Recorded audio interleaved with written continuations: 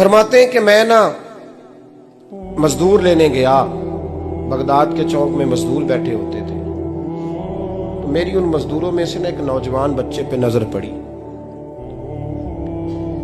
बड़ा कमजोर सा वजूद था, लेकिन चेहरे पर इबादत का निशान था। माथा बताता था कि नमाज का बड़ा ख्याल रखता है। मैं उसके करीब गया।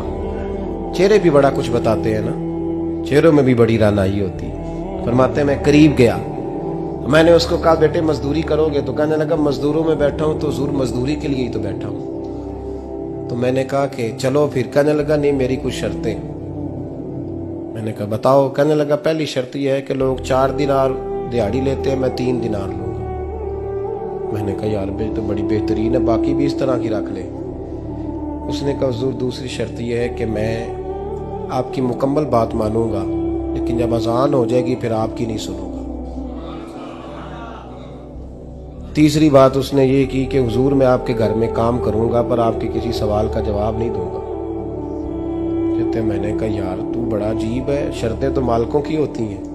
कहने लगा जी बहरहाल मैं शर्तें लगा के जाता हूं। फरमाते मैं उसे घर ले आया, काम मैंने उसको बताया, तो जो काम मजदूर सारे दिन में करता है ना उसने 2 घंटे में ही कर दिया। हमारे मजदूर सिगरेट पीने में भी तो आधा घंटा लगाते हैं, वो चाय पीने जाएं तो पौना घंटा वहां। उनको भी तो दयानतदारी करनी चाहिए कि नहीं करनी चाहिए? ने मुआहदा किया है ना जी, तो पूरा उतरना चाहिए ना। कहते 2 घंटे में। अब काम जब बंदा शुरू कराता है तो काम और निकल आता है। कहते काम मैंने उसको और बता दिया, वो करने लगा। उसने मिट्टी निकाल के रखी थी बाहर रास्ते में, तो अजान हो गई जोर की। उसने वहीं कुदाल छोड़ी कही और चलने लगा। तो मेरा बेटा कहने लगा इसको जरा बराबर कर दो। कहने लगे चुप कर जा, तेरे बाप से बात हुई थी, जब अजान होती है तो मैं किसी और की नहीं सुनता, सिर्फ अल्लाह रसूल की सुनता हूं। कहते मस्जिद चला गया, नमाज पढ़ के आया तो दोपहर का वक्त था। मेरी बीबी कहने लगी इसको को खाना खा ले।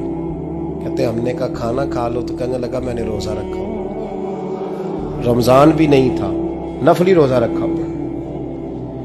फरमाते हैं शाम हुई, मैंने 3 दिनार दिए, तो मैंने कहा तेरा नाम क्या है? कहने लगा मैंने आपसे कहा था मैं किसी सवाल का जवाब नहीं दूंगा।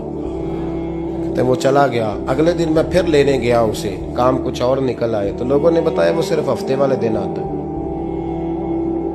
मैंने कहा क्यों? कहने लगे जी वो कहता है मेरा हफ्ते का खर्चा 3 दिनार है, जब 3 दिनार कमा लेता हूं तो बाकी सारा टाइम अल्लाह रसूल की जिक्र में गुजार दिया करता हूं।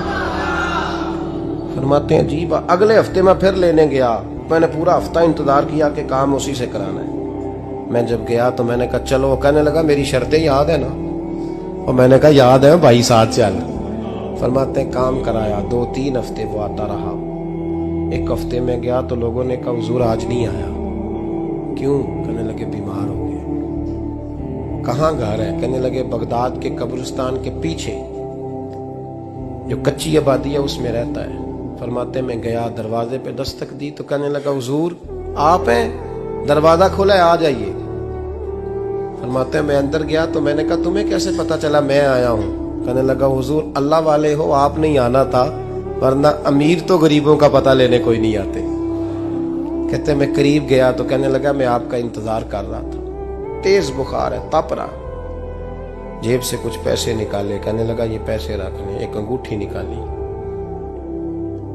कहने लगा हुजूर आज रात को मेरा इंतकाल हो जाएगा, इन पैसों का कफन खरीद के सुबह जनाजा पढ़ के मुझे दफन कर देना, और जब दफन करो तो ये अंगूठी लेके असर के बाद हारून रशीद के पास जाना।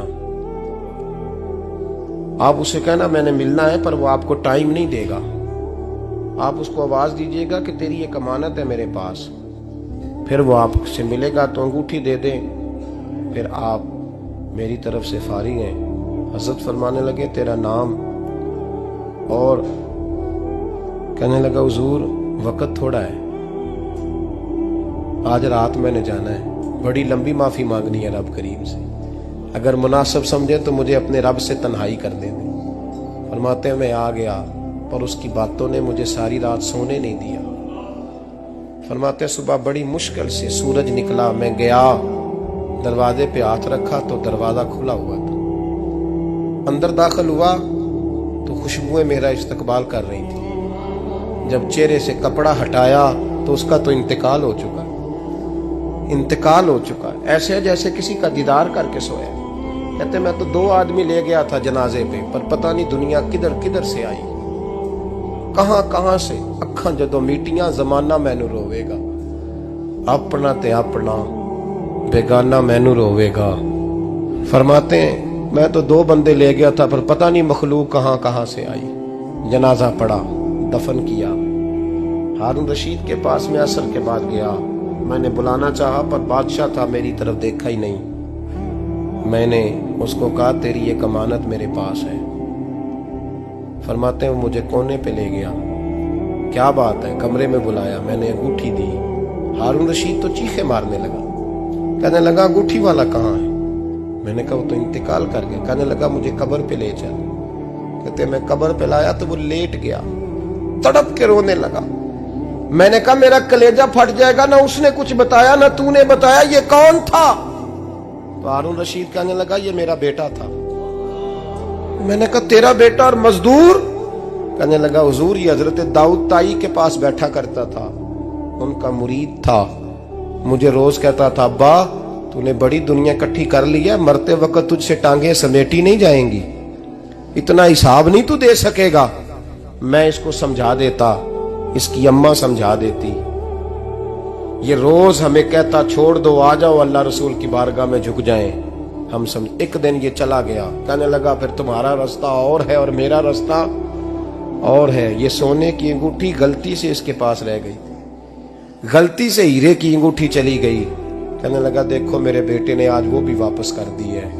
फिर तड़प के कहने लगा हारून रशीद था तो ये मेरा बेटा, पर मेरा मुर्शद निकला, मेरा पीर निकला। भाई जिंदगी तो बड़ी थोड़ी है ना। बाबा साहब ने कहा था उठ फरीदा सुते आ, और दाढ़ी आ गया ही पूर, अग्गा नेड़े आ गया, पिछा रह गया ही दूर। उठ फरीदा सुते आ, खलकत वेखन जा, मते कोई मिल जाई बख्शिया ते तू ही बख्शिया जा। उठ फरीदा सुते आ, झाड़ू दे मसीत, तू सुते रब जागदा, तेरी डाडे नाल परीत। मेरा रब हमें भी अपनी बारगाह में कबूल फरमा।